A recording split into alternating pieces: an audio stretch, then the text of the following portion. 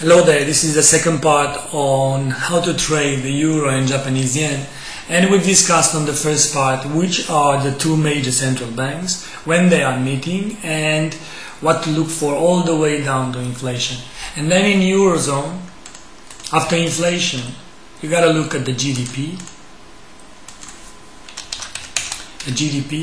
You gotta look at the retail sales. By the way, coming back to inflation. Why is inflation important? Well, if there is no inflation like it in Japan for almost 2 decades, we are talking about deflation, not inflation. What does it mean, deflation? It means negative inflation.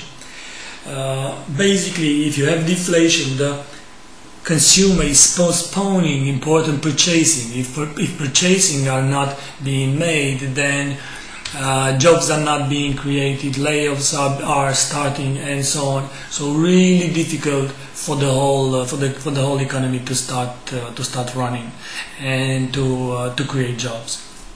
And therefore, in order to avoid this kind of a low inflationary environment, central banks are trying to stimulate inflation with these quantitative easing programs.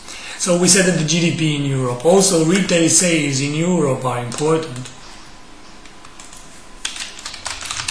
Retail sales in Europe are important, and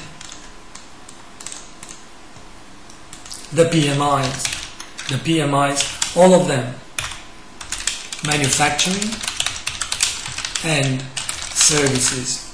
More importantly is the services, as we are talking about the service-based economy, but manufacturing is important as well. Out of Japan, everything pales, if you want.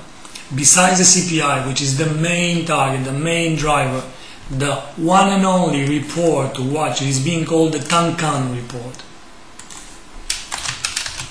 The Tankan report. So what you gotta do is to go on the economic calendar and look for when the Tankan report it is being released in Japan, and then also Google or going on the Bank of Japan website, trying to find out in English, because there is an English version as well, in English, trying to find out what are the details of the Tankan report. This Tankan report basically comprehends everything from GDP, retail sales, PMIs, and offers you inflation, and offers you a glimpse into the nature of the Japanese economy.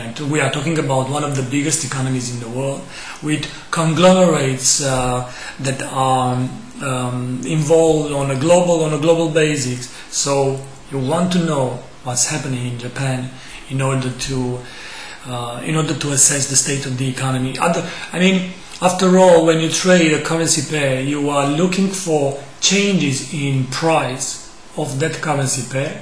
And those changes in price are coming based on the economic differences between the two economies. So basically you are analyzing one economy, the European one, the Eurozone one.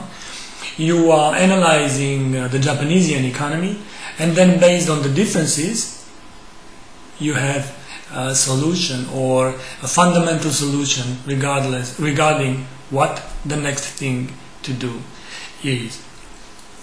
One more thing to add about Euro in Japan is, whenever you want to trade Euro in Japan, because it is a cross, so let's write here, this one is a cross. So because it is a cross, we are talking about a pair that is moving based on what the majors it is doing. So take a look, let's write here, we want to look at the majors. What are the majors? Well, the two majors are Euro, US dollar, and US dollar and Japanese yen. That brings into question the US dollar component. So you gotta know, or you gotta be on the lookout for US dollar driven events. Look for US dollar driven events, namely non-farm payrolls, Fed coming to hike the rates or to cut the rates, because that is not likely that the cross is going to move when US dollar driven events are coming, because on a US dollar driven event, the euro US dollar moves into one direction, the US dollar and Japanese yen in another direction, and just like that the cross is not going to move.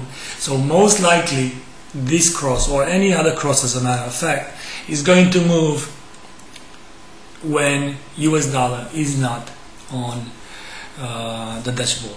Thank you and have a great day.